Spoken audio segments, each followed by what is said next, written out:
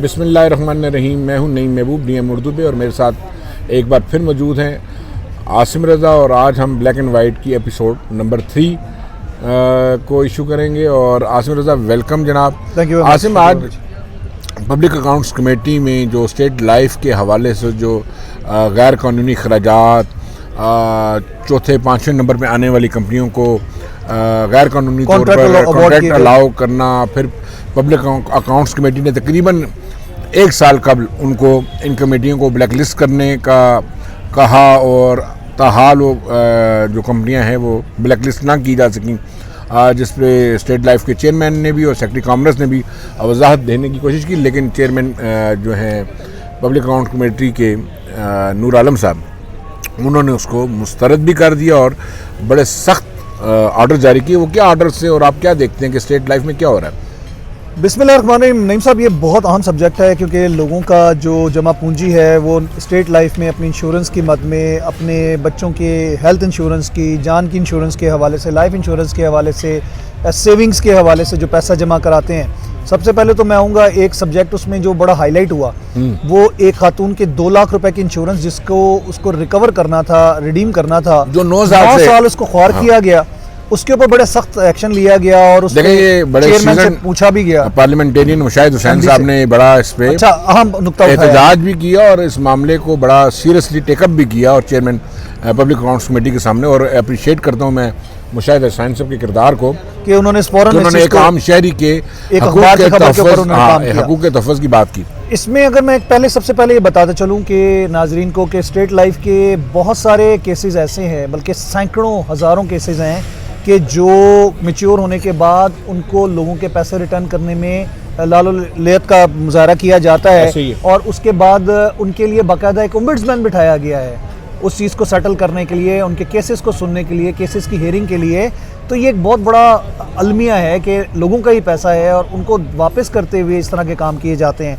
दूसरी तरफ जो आपने सवाल किया, इसमें एक तो टेंडरिंग के हवाले से इशू ये हुआ कि जो चौथे, पांचवें, छठे नंबर पर कंपनीज थी उनको गैर कानूनी तौर पे टेंडर जो है उनको अवार्ड किए गए बगैर किसी लीगल कॉन्सिक्वेंसेस को देखे हुए।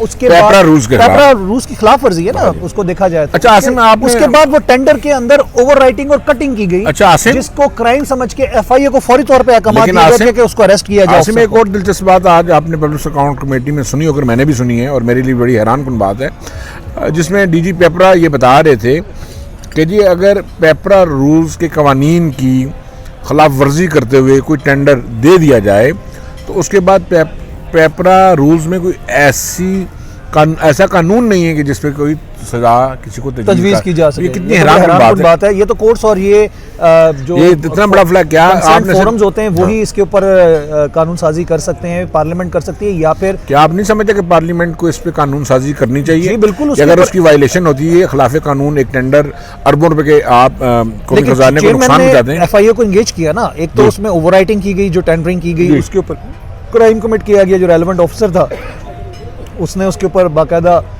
ओवर राइटिंग की, कटिंग की और उसके बाद उन टेंडरिंग को चेंज करने की कोशिश की गई।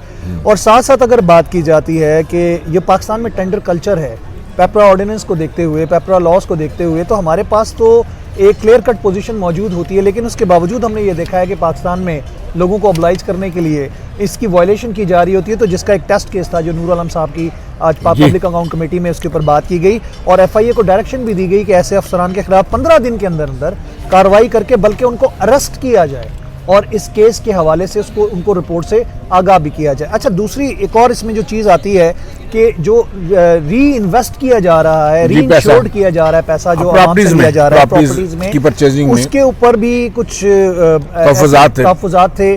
कुछ ऐसी बिल्डिंग्स हैं, कुछ बिल्डिंग्स के ऊपर कब्जे हैं जिनको छुड़ाने का कहा गया। और हाँ, कब्जों के हवाले से पता है पार्लियामेंट बड़ी हैरान कुछ कराची में जो बिल्डिंग्स हैं सवाल उठाएगा उसको चेयरमैन स्टेट लाइफ गोल करके उसके ऊपर 12 जो मेंबर थे, शाह साहब हमारे वहाँ पे जो पार्लियामेंट के मेंबर हैं, उन्होंने ऑनरेबल मेंबर ने उनसे बार बार सवाल पूछा कि आप बात को जो लिटिगेशन में केसेस हैं उनकी मैं बात नहीं कर रहा, जो कराची में बिल्डिंग्स के ऊपर कब्जे कर लिए गए हैं उनको वागुजार कराने के लिए क्या इकदाम किए गए, तो उसके ऊपर कोई बात उन्होंने जिसे कहते हैं सेटिस्फैक्ट्री नहीं, उसमें तो जो डीजी उनके स्टेट या लैंड के थे जिन्होंने कहा जी मैं कुछ वजाहत करना चाहता हूँ, उन्होंने बीच में कोशिश की लेकिन उस पर क्लास पीएससी को घुमाया जाए।